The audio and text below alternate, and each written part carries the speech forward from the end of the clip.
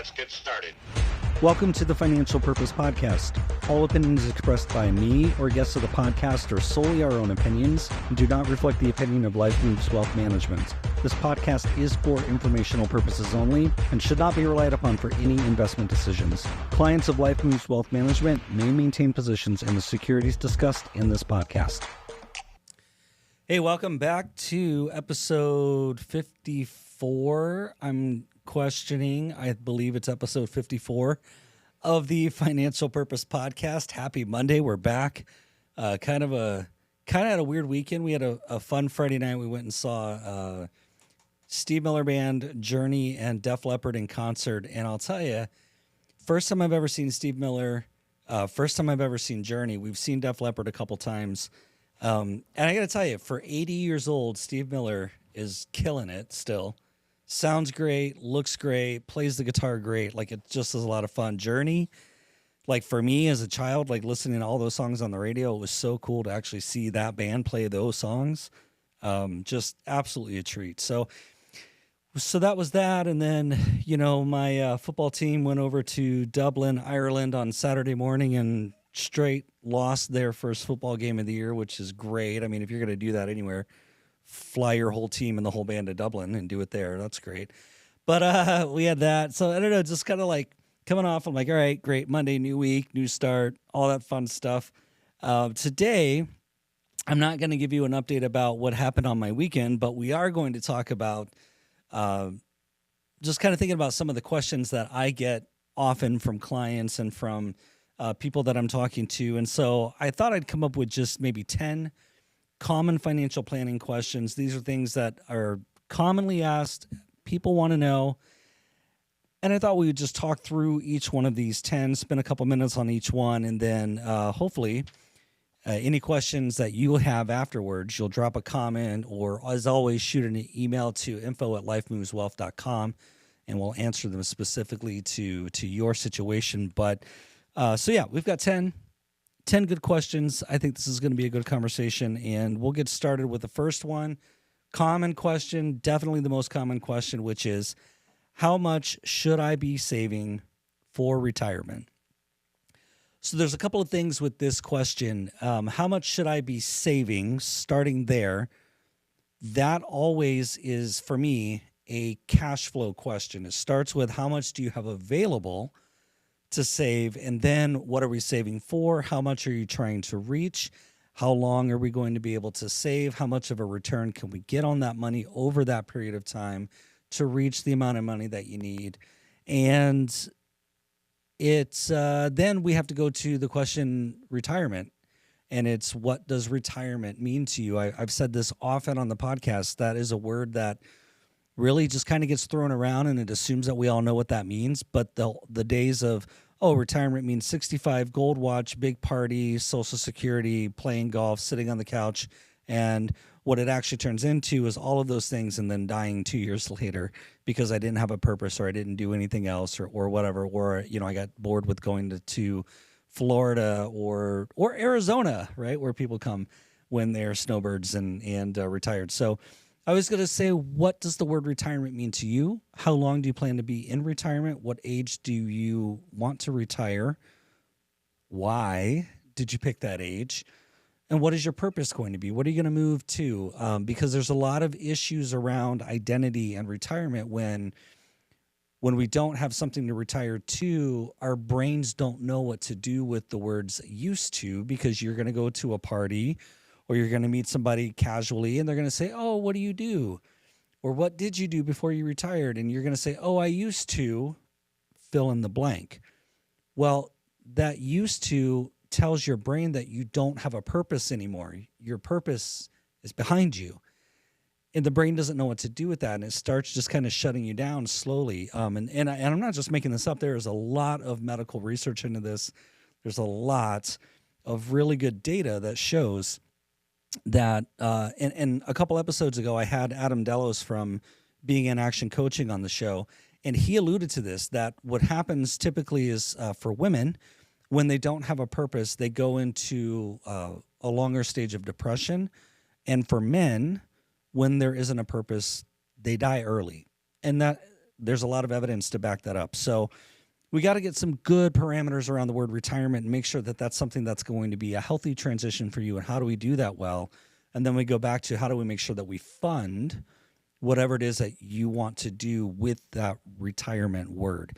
So I'll tell you that as a financial planner, to kind of answer that question, which again is how much should I be saving for retirement?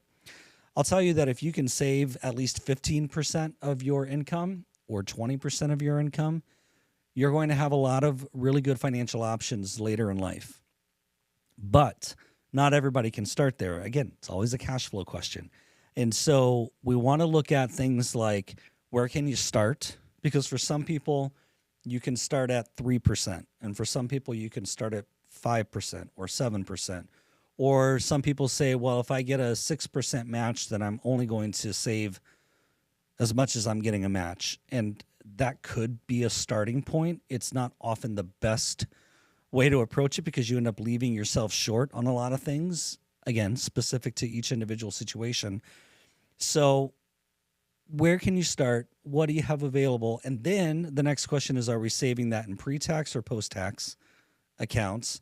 And why will either of those things be important? And usually they're going to be important because, number one, there's a tax benefit now for saving in pre-tax accounts. There's a tax benefit later for saving in post-tax accounts. And so we got to figure out which one's going to be best for you. So how much should I be saving for retirement? The way that I would answer it is, number one, start with cash flow. How much can you afford to save? What do you have available? And then number two, where's the best starting point? I would strongly encourage you to try to get yourself at least as close to 10% as possible. If you can save 10% of your income and then every year increase that by 1%, you're really going to like your results 5, 10, 20 years from now. It's really going to help you have a lot of good financial options. All right, number two, similarly related question. How do I create a budget that works for me? Same thing.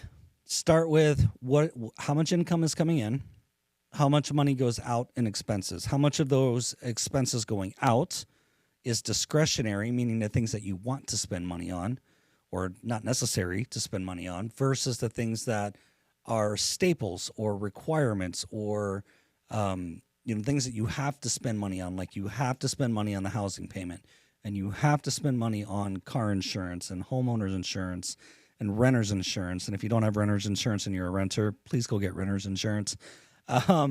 Right? How much do you have to pay for the electric bill, and you have to pay for the water bill, and you have to pay to keep the heater or the air conditioner running, whatever, right? The things that you have to do that are non-discretionary, start there. How much comes in? What are the non-discretionary? Add back in the discretionary things.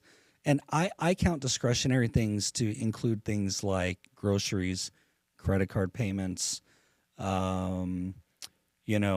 activities and entertainment and lifestyle type things. That's all discretionary because they're not things that you have to spend money on to survive. So start with those things and then make adjustments. And when we use the word budget, it's not a word that I like a lot because budget is very restrictive. It sounds very binary. It's very narrow. It's very restrictive, I think, in a lot of cases. So I think cash flow is a much more permissive word to work with, right? So how much money comes in, how much money flows out, right? Inflow, outflow kind of thing. What do you have left over? And then most importantly, what do you do with the money that's left over, which answers question number one, which is where can I save that money or how much should I be saving? So question number two, answer, how can I create a budget that works for me? Figure out your cash flow.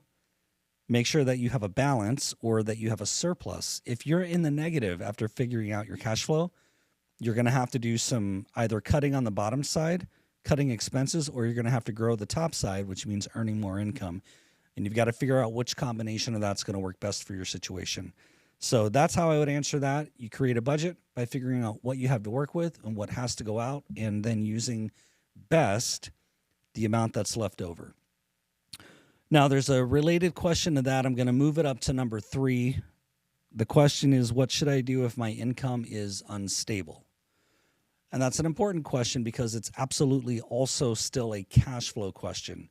So income instability can happen for a lot of people. It can happen for realtors, and It generally happens for anybody that's in a sales position. It can happen for insurance folks. It can happen for most business owners.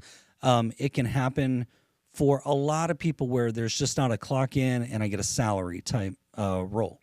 So if your income is unstable, or if it's just kind of, rides a roller coaster up and down, or if it's very seasonal, or if you're going through a change in your service, or for whatever reason, if it's not a constant number that comes in to the bank account every month, then the first thing that you're going to want to do is figure out what your average is.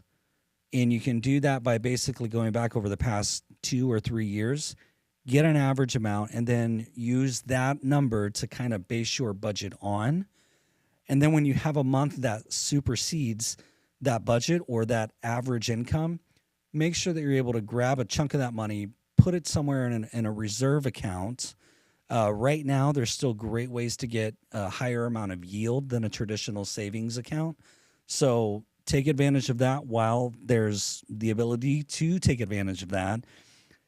Prioritize your expenses beyond that, and then just make sure that whatever budget you set for yourself, or whatever your cash flow picture looks like, that it accommodates some level of fluctuation, right? So you know that some months you're going to be able to buy steak, and some months you're going to only be able to buy sausage. And fun fact, I only say it that way because I saw an article this morning that there's an increasing demand for sausage in grocery stores, and that it's usually an indicator of economic tightening in lower income folks, because sausage is a really great protein substitute. That's there's protein there, but it's considered a substitute to like beef or chicken or steak or that kind of thing.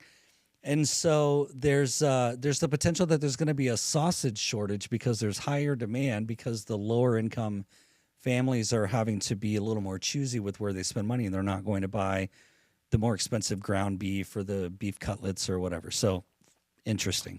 Anyway, make sure that your budget, your cash flow accommodates those kinds of fluctuations, so that way you don't have to make the toughest choices in months where maybe the income is a little more skinny than others, right? So get an average, figure out what you have room for. When you have an influx of income, set money aside, so that way you have a reserve in case you need it during those leaner months.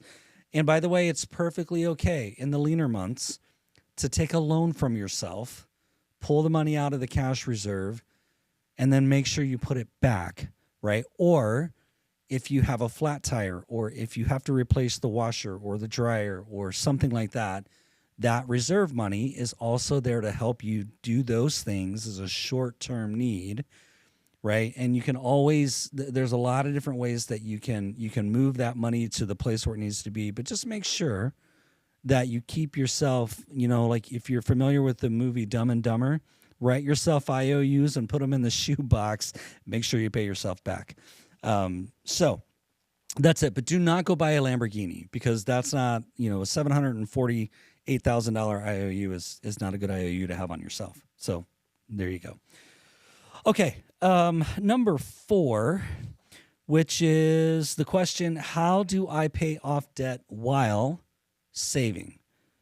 This is an excellent question, because for some people, and I certainly have been in this camp as well in certain times, where there's the need to use debt to finance a certain thing.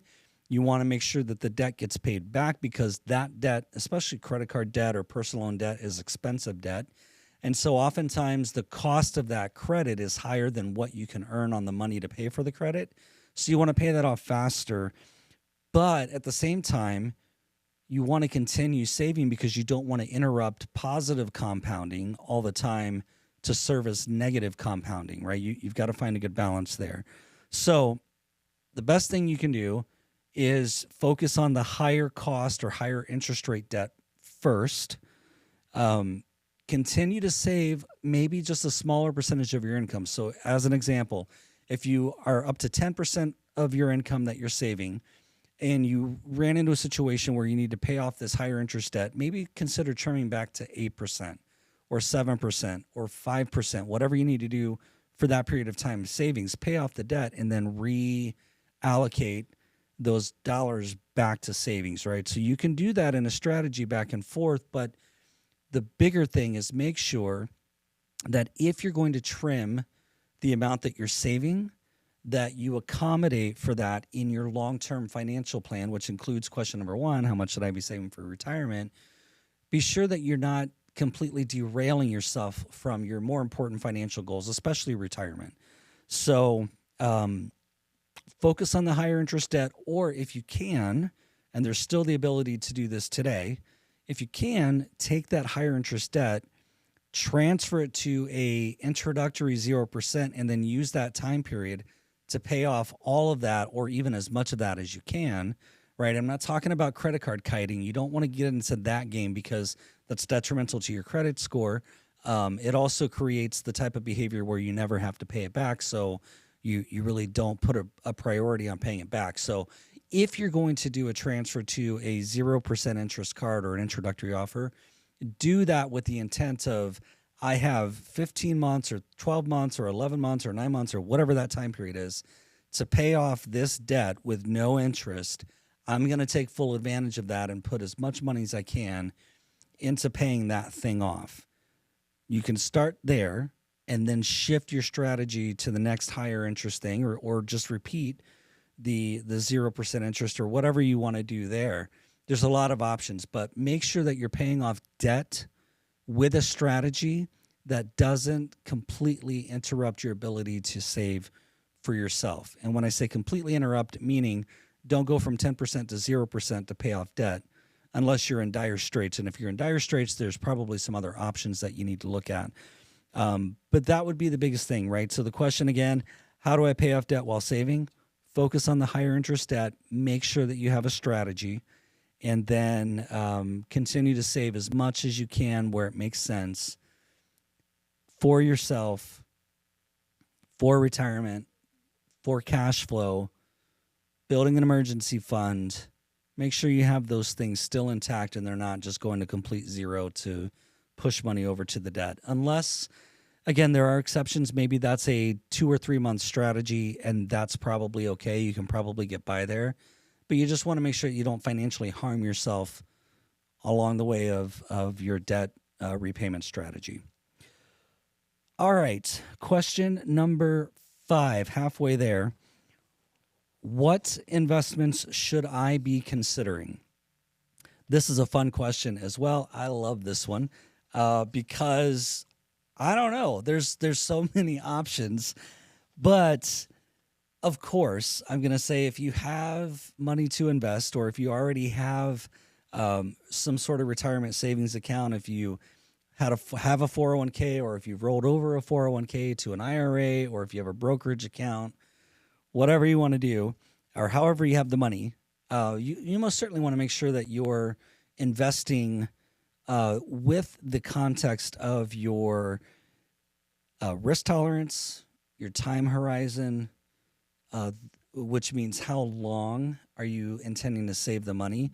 Because what I mean by that is your investment strategy is vastly different if you're planning to save the money from, say, 0 to 2 years versus if you're planning to save money for 11 years or more, or 15 years or more.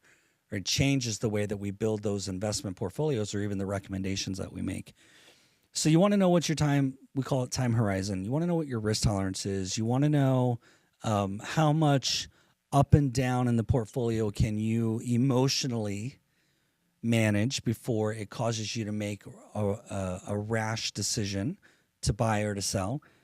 You need to know those things. I will tell you that, of course, the rule of thumb is you want to have a diversified portfolio with some stocks and bonds and alternatives and cash, right? Those are the 4 big buckets.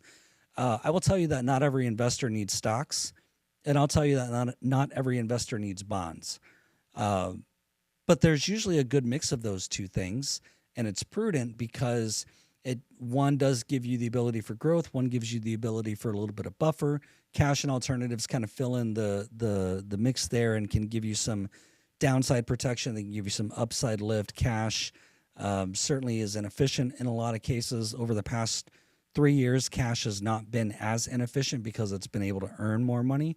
But traditionally, cash is fairly inefficient. So unless you have an emergency reserve fund, but if you have cash just sitting in an investment account, you're really not doing yourself any good there. So the other thing I would say that I see this quite a bit is that over the past 5 years in particular, especially with the rise of platforms like Robinhood and the mass adoption, I've seen a lot of really, really small accounts. And when I say really small, I'm talking like $500, $1,200, $2,100, like something really small, under $5,000. And I see, a $500 account with 20 stocks in it. And I got to tell you, that's just as inefficient as sitting in cash. And the reason why is because a lot of times, especially on something like Robinhood, and there are a lot of other platforms where you can do this. You can buy fractional shares, which is not one whole share of a company, but you can buy parts of a share. So say if you have $100 and the stock is $120, you can buy, whatever that is. What is that? 0.8% of one share of that stock. And that's great, but that one little investment in that one company is not going to grow very much at all. Even if they have a big upswing, it's very, very difficult to grow wealth by adding 20% on $60 or $100 of an investment. So I'm a bigger fan of pick one or two things that you really, really like if you have that amount of money. Or if you have $500, pick one thing. If you have $5,000, pick maybe two or three things, maybe, that you really, really like, and go in with bigger dollars because bigger dollars bring back bigger dollars for you to reinvest. So if you don't have a lot of money and you're just kind of getting started, or if you're trying to build something and this is all you have to start with, pick a good ETF, right? An exchange traded fund, something like large cap growth or small cap value or healthcare or semiconductors or aerospace or industrials or in any of those sectors. There's robotics ETFs. There's almost an ETF for everything. So find an ETF and invest everything into that ETF, because that ETF is going to track the price movement of multiple companies. So you're going to get to participate in the growth or the decline of multiple companies. And that's way more efficient than buying one stock or buying 20 stocks when you don't have a whole lot of money to disperse and get yourself a little bit of diversification. So diversification doesn't always have to be stocks versus bonds. Sometimes it can be sectors versus sectors, and it's all stocks. Sometimes it can be one sector, but you have 50 companies that you're diversified across because they don't always move together. Sometimes, like maybe a good strategy is to buy something that's like a blended fund. There's a lot of those out there where you can buy, like a good example is like a good mid-cap blend fund is going to have most of its allocation to mid-sized companies, but it's also going to include allocation to small-sized companies because sometimes those small companies graduate up to mid-companies. So you can do things like that to get yourself a little bit more diversification. But to answer the question, which again was what investment should I be considering, start with how much risk can you tolerate, what kind of loss can you stomach without taking yourself completely off the rails, and then what's your time horizon, how much can you invest, how much can you continue to invest, and then start to make some choices there. And again, my preference, invest bigger dollars as you can into very limited things because it's going to give you the ability to grow faster. And then as your account grows, then you can start to broaden it out and continue moving out from there. So that's how I'd answer that one. Okay, question number 6, and I keep getting myself confused because I moved up one of the questions in the order, so I'm looking at it and it says it's question number 5, but I know it's question number 6 mentally, so if I get this mixed up in the podcast, sorry. But anyway, this is question number 6. How much life insurance do I need? This is another one of my favorite questions because life insurance is one of my favorite little bears to poke because of the way that it's sold by a lot of people, and certainly the way that it's talked about on social media. So, with life insurance, I'll tell you the rule of thumb, which is written right here: generally aim for coverage that is 10 to 12 times your annual income, considering debts, dependents, and future financial needs. I'm going to tell you as a financial planner that sometimes insuring yourself for 10 to 12 times your annual income is going to make somebody overinsured, which means you're going to overpay for premiums. And while it's nice to have all that extra life insurance money if something happens to your spouse, let's say, or to a parent, or to whoever you would be the beneficiary of, it may be one of the most inefficient ways for you to utilize free cash flow, right, in your budget, or your cash, money in, money out, whatever. So generally, when we're talking about how much life insurance do I need, there are a slew of life insurance calculators on the internet. I use one in particular. It's a spreadsheet that I built, and it makes very specific assumptions about things like how much money do you have now? How old are you now? At what age do you plan to retire? How much education will you need to fund for your children times how many kids? At what type of university? A state university, private? Would you expect that cost to be? How much do you currently have saved for that? What's your income?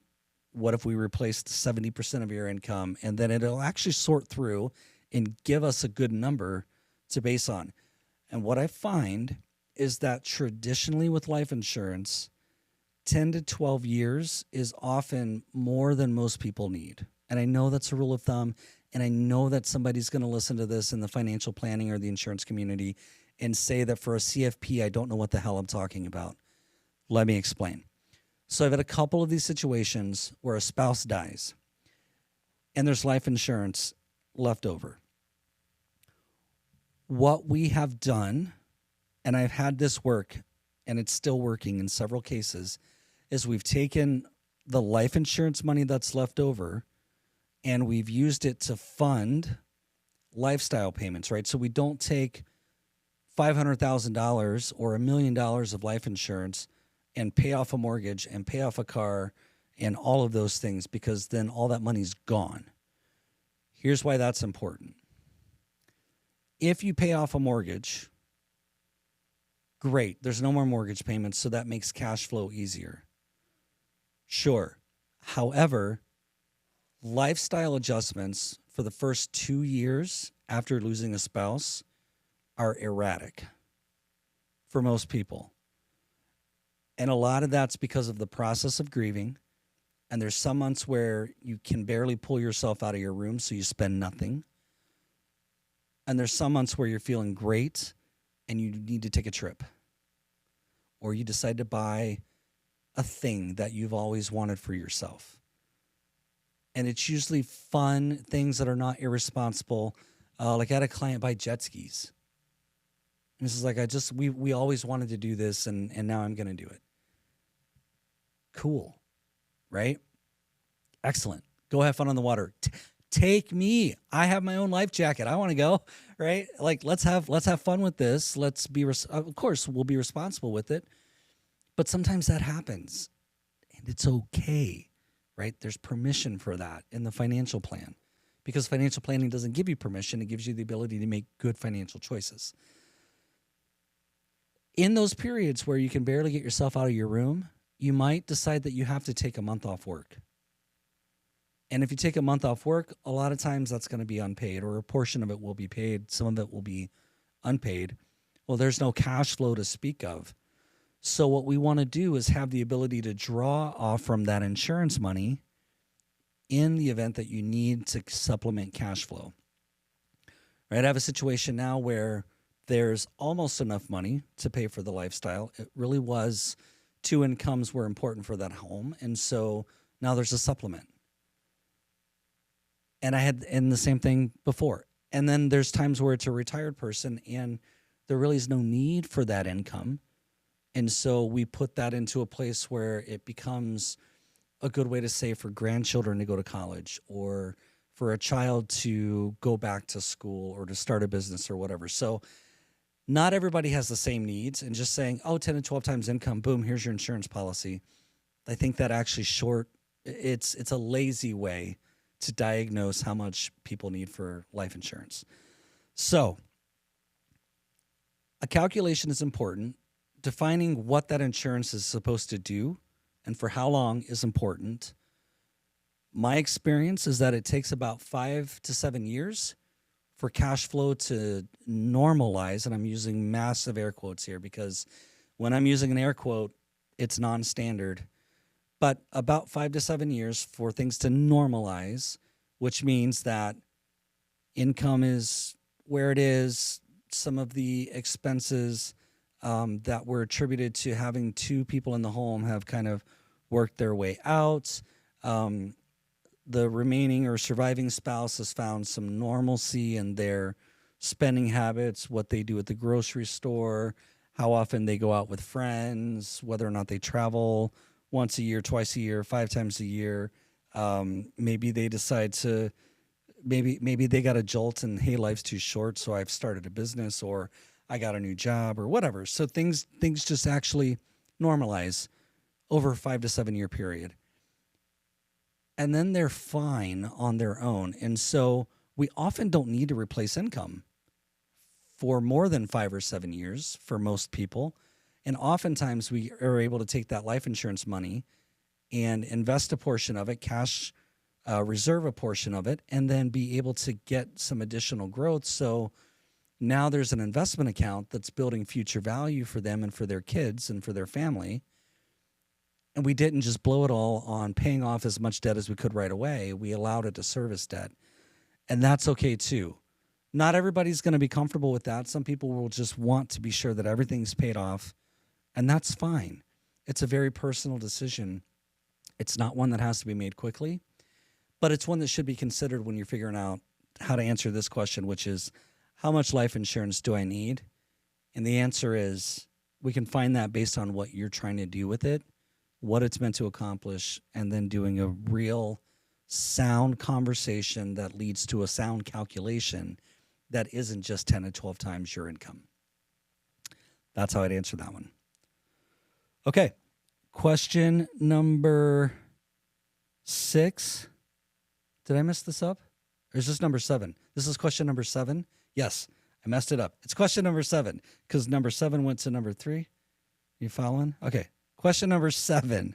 How can I protect my assets from taxes? This is a great question.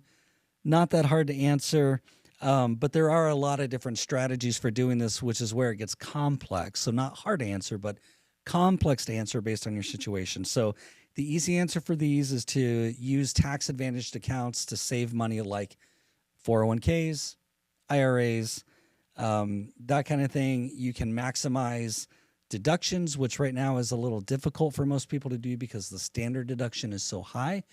But if you have children at home, certainly there are deductions for that. If you have a child going to school, you can get deductions for that. If you own a business, there's a lot of different ways to get deductions, which people get really mad at because businesses should obviously pay more in taxes. But I'm going to tell you that as business owners, that doesn't actually really help anybody if we pay more in taxes, because then it restricts our ability to actually benefit the community by hiring people and donating to charities and things like that work out well for us right here at home, versus sending extra tax money to Washington into that black hole where who the hell knows what happens there. So anyway, that's my soapbox. I'll step off, answer the question. How can I protect my assets from taxes? So I said IRAs, 401ks, deductions. There are multiple estate planning strategies that you can use to do this, especially with irrevocable trust. Irrevocable life insurance trust would do that. You can do some tax minimization with generation skipping trust, which these are all, again, complex strategies. If you're selling a business, you can look at the potential benefits of things like a 1031 exchange or a deferred sales trust. There's a lot of options here. I'm not an attorney, so I'm not going to give any estate planning advice. Happy to talk estate planning strategy with you and your attorney, because there are a lot of financial considerations and life and family considerations that We need to make sure the attorney understands so they can advise properly.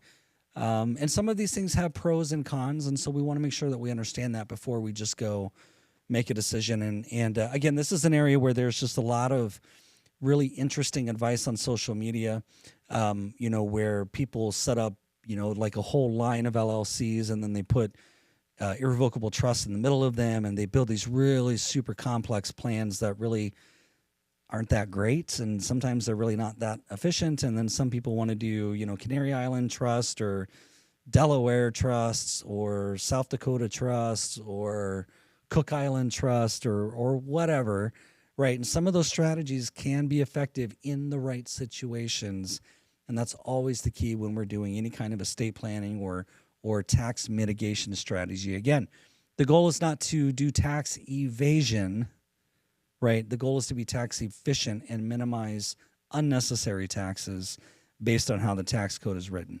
So we can be mad about people not paying taxes all we want. Congress wrote the tax code. If they don't want us using those things, they need to change the tax code. My preference would be that they would simplify the damn thing because it's very complex. But until they do, we use it legally, how it's written, and there's a benefit to certain people because it makes sense to benefit certain people. And I think that's helpful for the economy and for the country at large. But again, a lot of that is a much longer conversation. And again, someone might hear this and that sentence I just said is going to trigger somebody. And frankly, I don't care. So whatever. But how do I protect my assets from taxes? Again, there's a lot of strategies. Let's find the best one that works for you based on your financial needs and your wealth management profile. And there's a good way to do it and to do it the right way. And that's the key. We got to do it the right way. Okay, question number 8. We're getting there. When can I afford to buy a home? Pregnant pause. I have no idea, because that question for the past couple of years has been really hard to answer because it's become unaffordable for a lot of people to buy a home because of a combination of higher interest rates and higher home prices. Higher home prices combined with higher interest rates mean higher payments.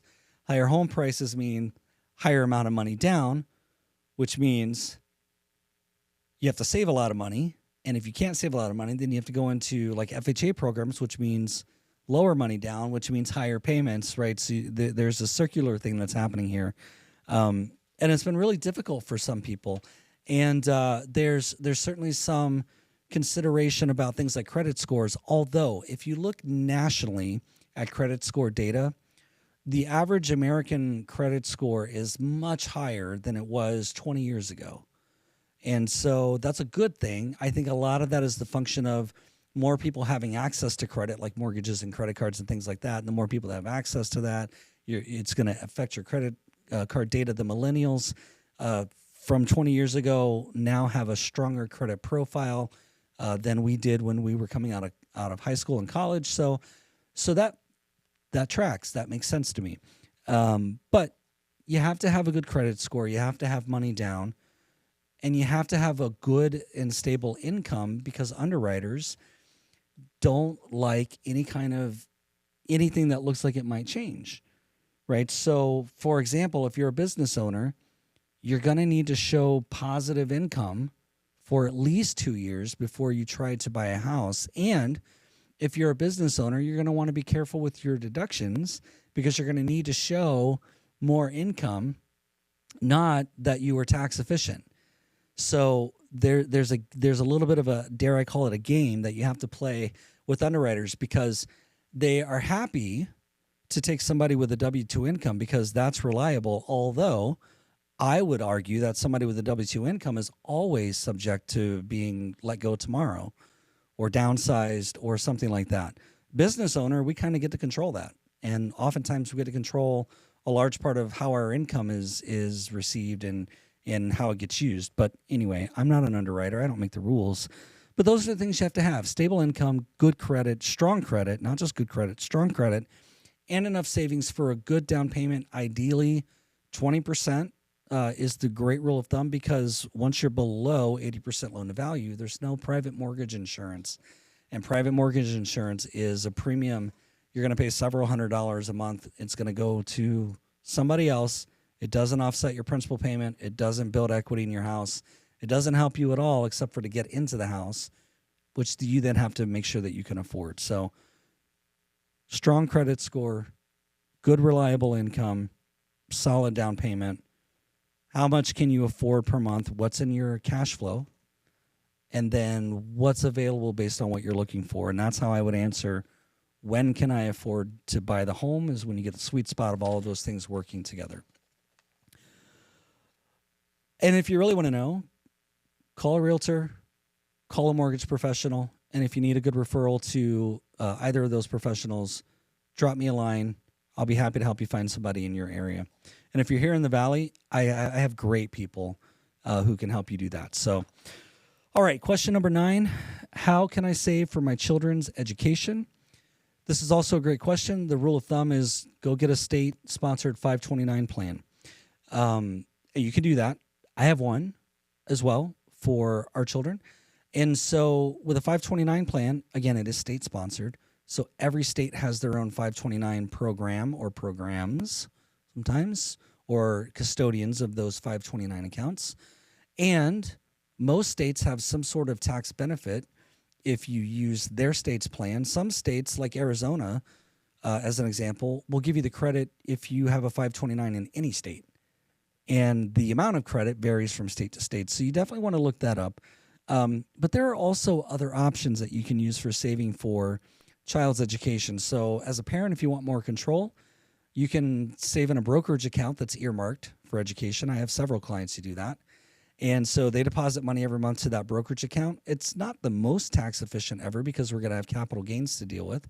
But that gives them more control, right? Because we don't always know if kids are going to go to college. We don't always know if they're going to get scholarships, or if they want to go to trade school, or if they're just going to come right out and start a business. And so the parents want the flexibility to fund any of those options, or if the kids don't need the money, then it belongs to the parents still, and that can help fund their retirement or a vacation or a nice, help the kid get a down payment on a house or something like that. So that's maximum flexibility. You can also do it, again, 529 is a great thing about them is money goes in, you get a tax deduction in most states, grows completely tax-free, and then when you withdraw it for qualified education expense, it's used completely tax-free. It's a tax-free withdrawal. So that's great. I also have seen people use Roth IRAs to save money, especially when kids are young. They can open a Roth IRA for themselves. You can push, in 2024, you can push $7,000 into it and let that grow. It grows completely tax-free. When the kid needs money for education, you can pull out your principal or the amount that you've contributed with no penalty and no tax. I've seen people do that. It works kind of well. If the kid is old enough to be employed either by your business, if you're a business owner, or if they have a job, you can open a minor or a custodial IRA, Roth IRA for them. And the same thing, right? In the child's name, when they turn 18, it becomes their account, but you can save money there.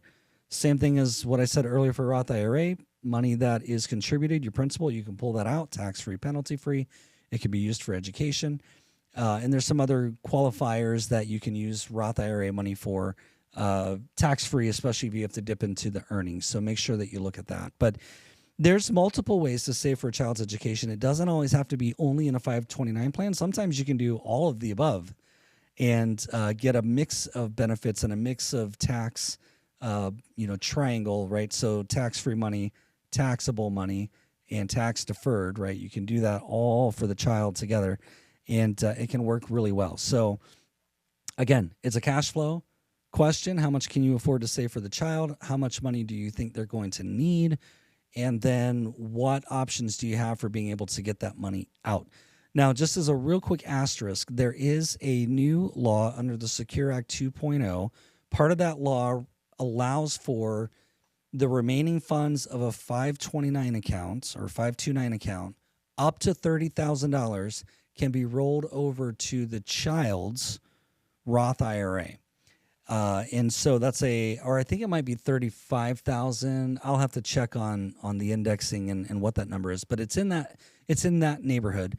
They can roll it over to the Roth IRA. It's a one-time, lifetime cap.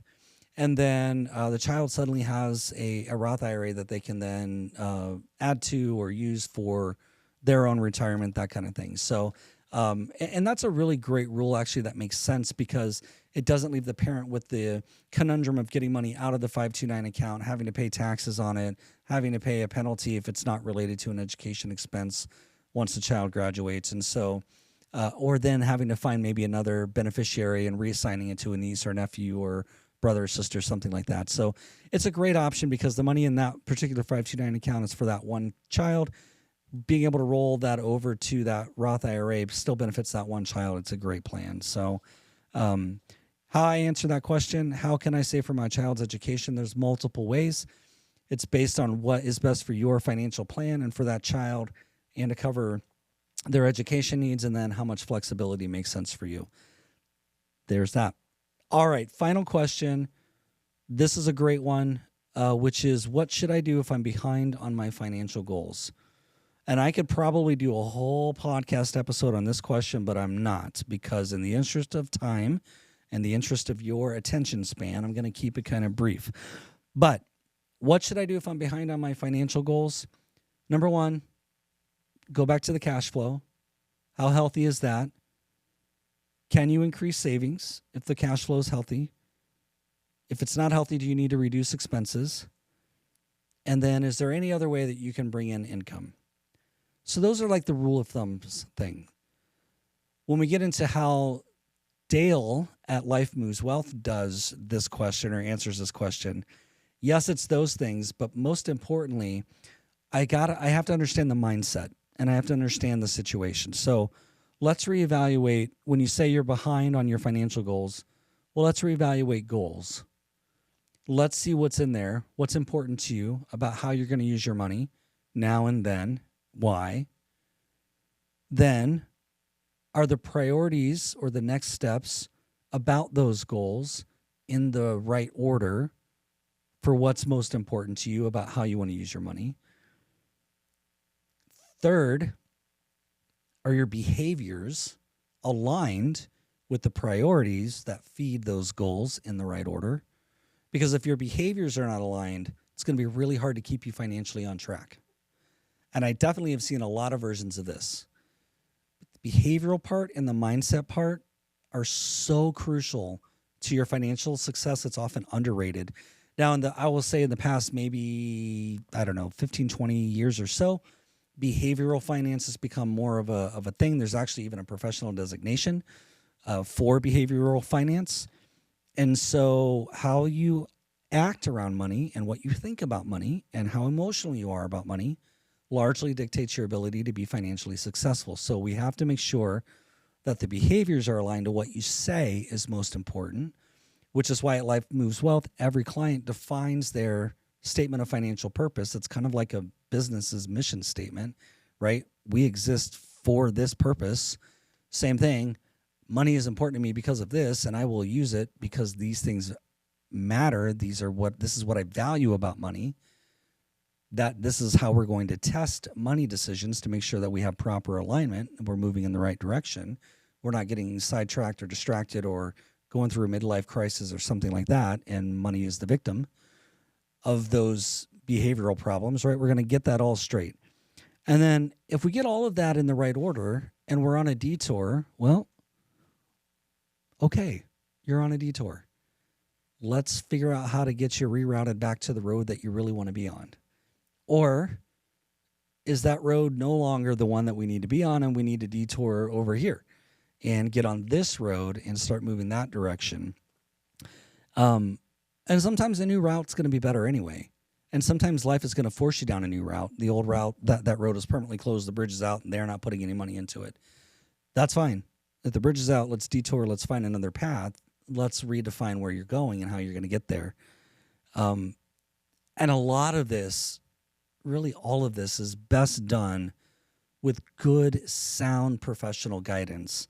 So I know this is a little bit like, a self-serving recommendation here, but find yourself a really good financial professional who's qualified to have a conversation with you, right? I'm not talking about go finding a financial advisor who's going to sell you insurance and annuities and a bunch of bullshit, mutual funds and, whatever else they can get commissions on. What I'm saying is find somebody who's going to sit down with you, have a conversation that's meaningful about how you're going to use money, about how your cash flow works, about how much money is important for you to save for your child's education. If it's important at all. Some parents do not want to save for their child's education because I had to save for my own education and pay for my own college, and they will too, right? I hear all kinds of things. What's important to you? How do we build a financial plan and a financial strategy around that helps you answer these 10 questions for yourself on an ongoing basis? Because I'm going to tell you, these questions, if we do it right, they're never fully answered. They're never completed, check. We never revisit that again. Every one of these questions get revisited throughout life because life moves. Literally, that's why I named the firm what I named it. Life moves, therefore your wealth moves, your money moves.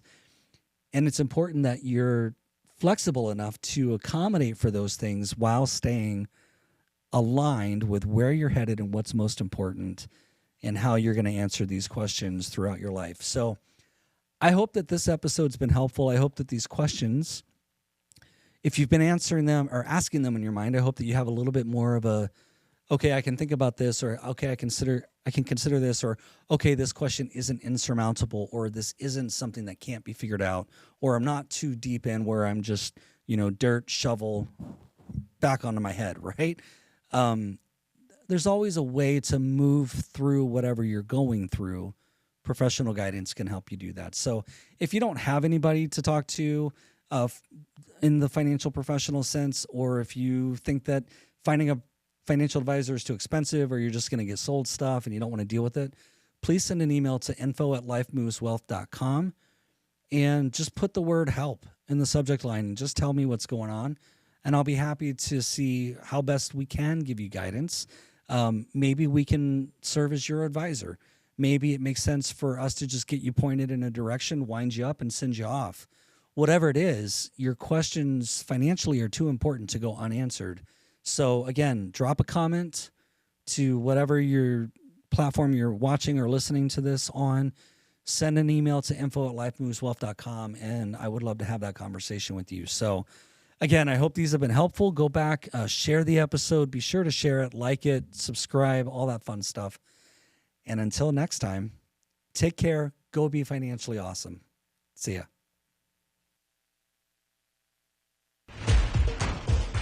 Thanks for listening to this episode. Be sure to like, subscribe, and share. To learn more about your financial purpose, visit lifemoveswealth.com.